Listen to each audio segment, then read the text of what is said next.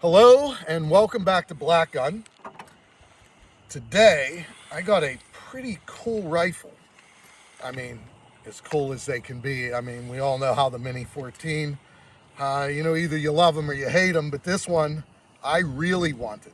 I wanted it because it was actually an old US government property rifle in stainless steel and had a little bit of history to it.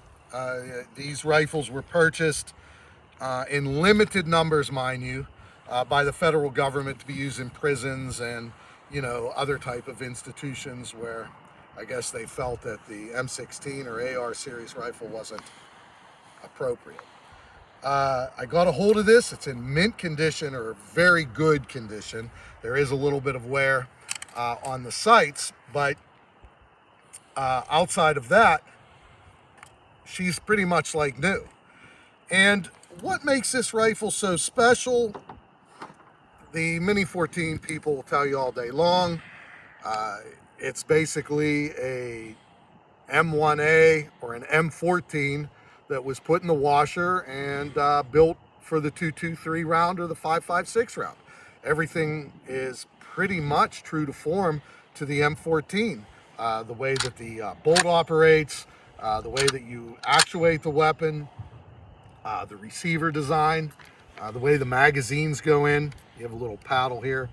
And I guess that Ruger had originally designed it thinking that it would get a lot of traction in the law enforcement world or the military world.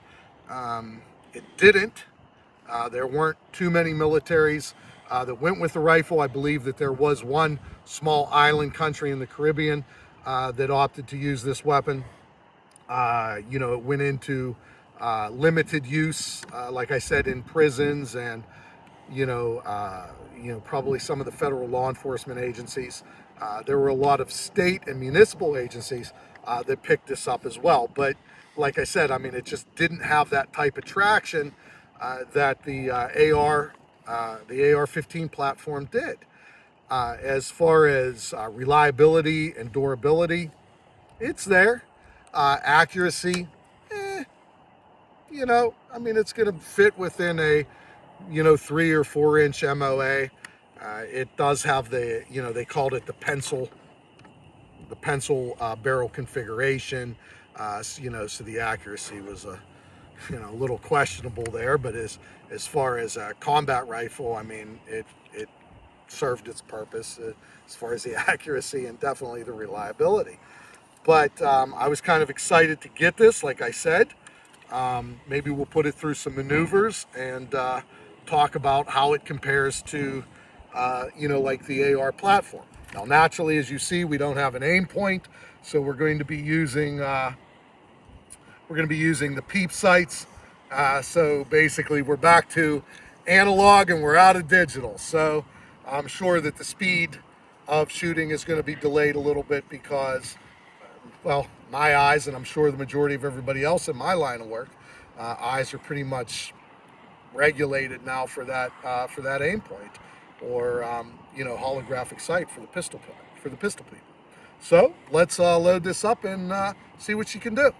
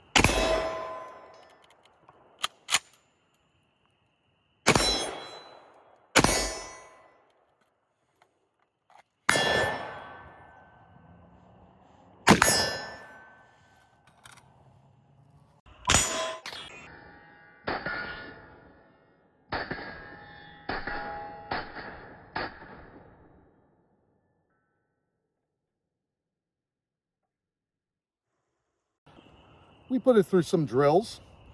There definitely had some hang-ups. What I think is different or more difficult with this rifle than an AR platform is, well, number one is going to be the magazine. When you're pulling these magazines out, it's real simple. It's ergonomic. Your thumb's coming in, you're grabbing that paddle. Okay, you can rip it out. Yeah, now that's making a liar out of me. Okay, the problem is getting them in as quickly and efficiently as the AR platform or any platform similar to that. When you put these magazines in, you're not slapping them in. You got to put them in and then rock it. And when you're moving, it's taking some time, and you got to bring it up and you're looking and you're trying to get it in there. You're just not getting them in there as efficiently and easily as you would the AR platform. The other issue is getting used to the peep sights. Peep sights are incredibly accurate, don't get me wrong. It was probably one of the best things the United States military did when they started putting them on in World War II with the M1 Garand. They're very accurate, but they're not quick. Under stress, it takes you a little bit of time to get up on gun and to get those sights lined up. If you put an aim point on this, I think that you would speed that up a little bit. The other issue is the safety. On this one, it's pretty easy. I've heard that in other instances, it's kind of stiff, so it's real difficult, you know, for your finger to get out there and push that and get that into the hot mode. So I would say that those are the only issues. You know, I mean, it has a nice traditional stock. You know, I'm not having an issue, you know, overcoming, you know, the traditional stock as opposed to the pistol grip. But I am having some problems overcoming the extraction and placement of a new magazine under time or under stress. So I think that alone really makes an AR style weapon superior to this. And, you know, like I said, like generally the functionality or the reliability of this weapon, I think would be equal to that of an AR. It's just not as efficient. Do I think that it would be effective in a role for security or self-defense? 100%. Do I think that this weapon has a role in a modern military or modern law enforcement or modern SWAT team? Absolutely not. I am, however, really excited that I can add this to my collection. I just wouldn't be pulling this out to use on a team or put into my patrol vehicles. I think it's interesting. I think it's nice looking. I think it's reliable. I think it has its place in history. I just don't think it has a place in the future. So with that said, tell me what you guys think. Please like and subscribe. And, you know, if you hate my thoughts on it, please tell me. I love constructive criticism. It's just with this and how I feel about it, I think I'm going to stand my ground. I think I'd be hard-pressed to change my mind. All right, guys, thanks for checking in, and see you at the range.